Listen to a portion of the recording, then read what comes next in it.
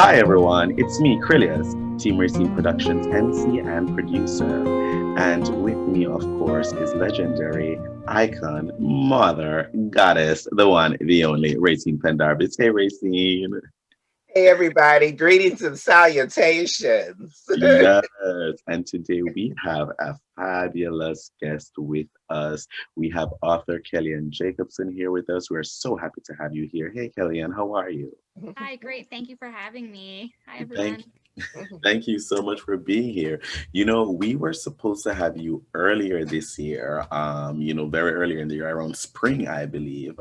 But we weren't able to have that happen because you had something special happen in your life. Share that with us. I did. I had my second daughter. Her name is Lila, and she was born in April. So it was, I think, a few weeks before that we had been talking, and then, oh yeah, there they are. She's the enormous one in the middle. They're like almost the same size. So like my other daughter will try on her clothes, and they're almost the same size. It's pretty amazing. So that's Lila, and then Zoe is the blonde one on the left. I Oh, love that. I aren't they love adorable? very adorable, very adorable. Tell me, Thank you. how has it been for you to, have, because I don't think I've spoken to anyone who has actually had to have a kid during COVID.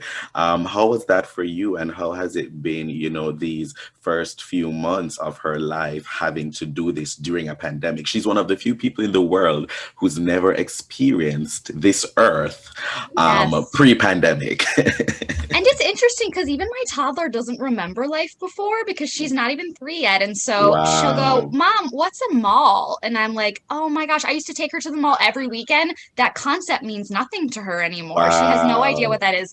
Yeah, so it's really strange. That it was fine.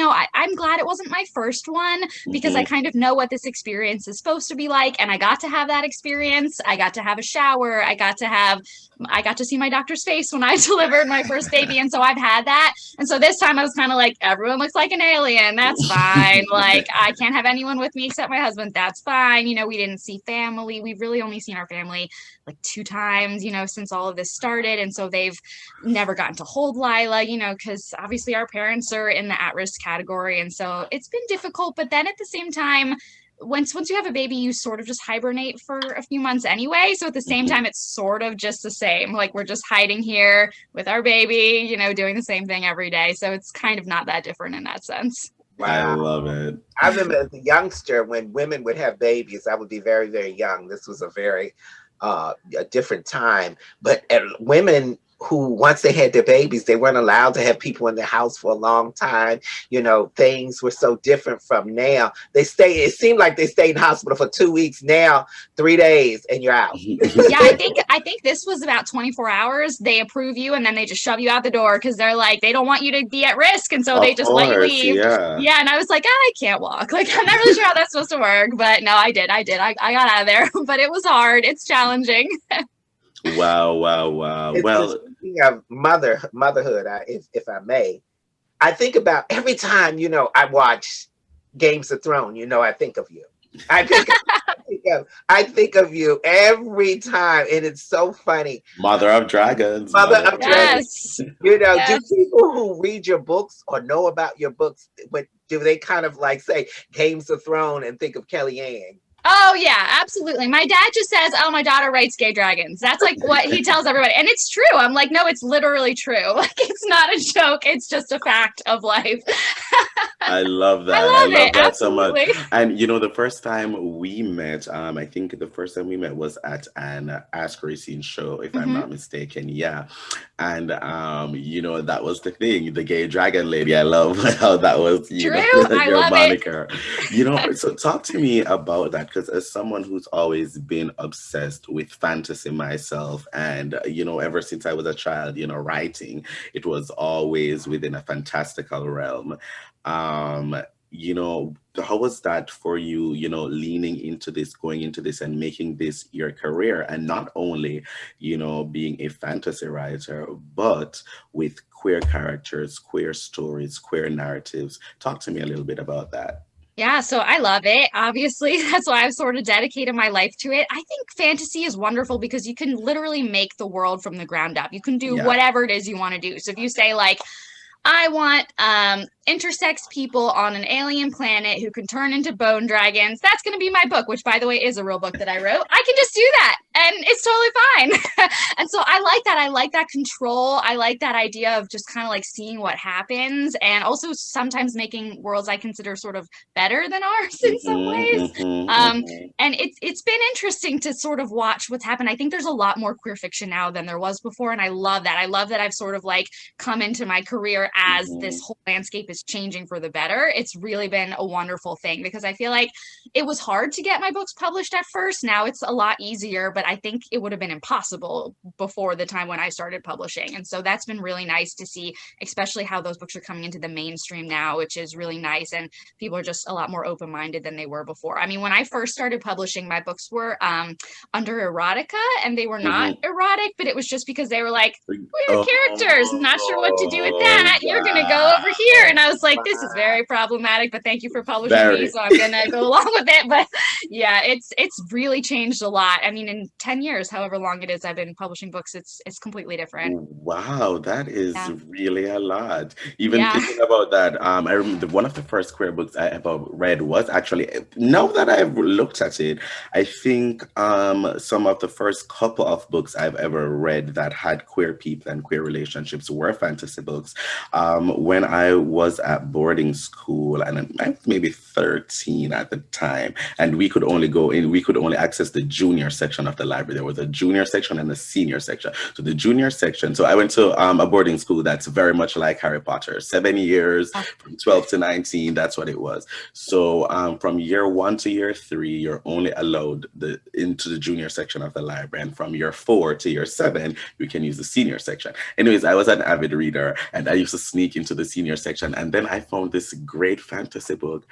And then they were like gay and having gay sex, and I was shook. And I would keep that book, and I couldn't rent it. So I would go to the library every day, go to the senior section, pull it out, and I would sit after school and read some chapters. And that's what I would do every day. And so, seeing you do this is very, very amazing. And seeing where queer books have come now is also very, very amazing. Talk to me about like the younger generation, people who want to be authors. I know that you are now teaching speculative fiction and short story. What's it like now being with students and, seeing them develop their things? And what are some of the, tenets that you instill in them as they try to make this their career? Yeah, so that's a great question. So I am teaching speculative fiction for Southern New Hampshire University, and short story, potentially young adult as well, although I didn't get a chance to teach that yet, but I might. I love it. I love teaching fantasy. I think my classes are always just about having fun. So my sort of emphasis is writing is fun. This is the thing that is fun. It's like playing. And that's how I feel like when people say, what is it like writing? Is it a struggle? And I'm like, no, just imagine me like frolicking in a field. And like, that's what my job feels like to me. I'm just like, woo, oh, dragons over here, aliens over here. Like, I'm just having fun. And I think that sometimes gets like beaten out of people in school. Like they lose the fun of it. And so basically my job, the way I see it, is just to teach people how to let go of that need to make everything perfect and the need to control, and just to let go and have fun. So a lot of my, especially undergrad creative writing classes, I'll have people act things out. Like it's kind of like Dungeons and Dragons style. We have battles, people have like PowerPoints, they, fake die, like all kinds of things. I have them write out dialogues to each other, like secret notes that they pass, and they add dialogue lines. I mean, I just play like a lot of games. I like for them to act things out. There's some of my dragons. So I think they do. And actually, I like to work with people that don't like writing, because I like to see them grow over the course of the semester. It's easy to get someone who likes writing to love it even more, but it's hard to get someone who's like, I've hated writing my whole life. I've had mean English teachers. It's so boring. When they love it by the end and they say, I want to take more classes with you, I've really succeeded. And so I love to do that. And I think that's sort of how you get them. I also like to work with people that are into other art forms, but not necessarily writing. Yes. I like to work with people who are artists who like to draw. And so I'll start them by saying, okay, draw a weapon. And so they'll draw a weapon. And then I'll say, great, pass it to someone else. Now they write a description. Great, pass it to someone else. Now they write a short story that uses this weapon that started as an image. But now you're thinking, how can I pair art with writing? And that's fun. And it just gets them out of this need to control. You're like, oh, I'm just doing something for fun that I might not necessarily ever publish. It's just to have a good time. And then sort of I trap them and then they end up loving it. That's amazing. I remember reading the first book you gave me. And when I finished the book, I said, I was going so many places with the characters and everything. And then I said, I'm just waiting on the film. I'm just waiting on the movie. Afterwards, I was like, my God, it was so well written that you took me on such a great journey. I said, oh God, this will be a great film when I finish, because it was so well written. I really enjoyed it. And I know that's coming. So we're going to claim it. Yes, it and is. I'll be doing one of the voices of the dragon. Yes. I love it. I love that. And this year has had so many special things happen to you. Also, you won something this year. Talk to me about that. I did. So Split Lip is a wonderful magazine. I love them, and they have a chapbook contest. And so I won that. So my book is coming out in April of next year. Really exciting. Thank you. And it's a queer book. It's not fantasy, but it does have a lesbian protagonist. That's cool. It's actually, so it's not about me. I'm not the main character, but a lot of the setting related stuff is about my time in Florida. So since I was last on the show, I moved to Florida. I did a PhD program and then I came back. So and it's really amazing because my partner just said, you got to go. I got into a fully funded program. And so I moved to Florida with my daughter, and he stayed here and he traveled back and forth for the full 2 years that I was there. I mean, he was really supportive. It was pretty amazing. And I got to live my dreams. It was hard. My daughter and I were alone a lot of the time. And so I was really watching her, half the time just completely by myself, not sleeping. And she's a terrible sleeper just anyway. And so it was a struggle, but I really got to live my dreams, and it was truly amazing. So anyway, I lived in Florida. There's a lot of bugs in Florida. I always describe a panhandle as basically trying to eat you. So you move there and then it just tries to kill you. And that's what it felt like living there. So a lot of the book is about that landscape and sort of what it's like to make a home amidst a place that's kind of fighting you to not stay, if that makes sense. Oh, I like that. And you mentioned going to do your PhD. So eventually we're going to call you doctor. Have you? Yeah, this is my last year. Next semester is it for me. I'm working on yet again another queer science fiction novel. And so that'll be coming out eventually, hopefully. And so it's my dissertation. And that's what I'm working on now. And then once that's done, then Dr. Jacobson. Oh, that is great. Thank you. It's amazing to take this journey with you, to see you as someone that we come to really know and love, but to take this amazing journey and to go motherhood, writer, author, teacher, doctor. Yes, I love that should just be my new tagline. Literally. Well, just me as a dragon, transforming out of my egg, Dr. Jacobson. That's a good one. That's a good way to do it. Well, as we're rounding this out, please share with everyone how they can, find and purchase your books, how they can keep up with you on social media and your website, and anything else that you might have coming up soon. Great. So my website is www.kellyannjacobson.com. I also have a website for Annabelle J, which is my young adult pen name. And so that's annabellej.com, just my names. Same with, I think, Twitter and Instagram and Facebook. I'm kind of everywhere. I love to hear from people. So anyone who has questions about becoming a writer or any specific publication venues they're not sure about, you can always just reach out to me and I will try and answer, or find someone who can answer your question if I can. Awesome, amazing. Before I even let you go, tell me, because I've thought about this too in the different things that I've thought of since I've been writing, especially the choice to have a pen name for, a certain different type of writing that you do. Talk to me a little bit about that before I let you go. Yeah.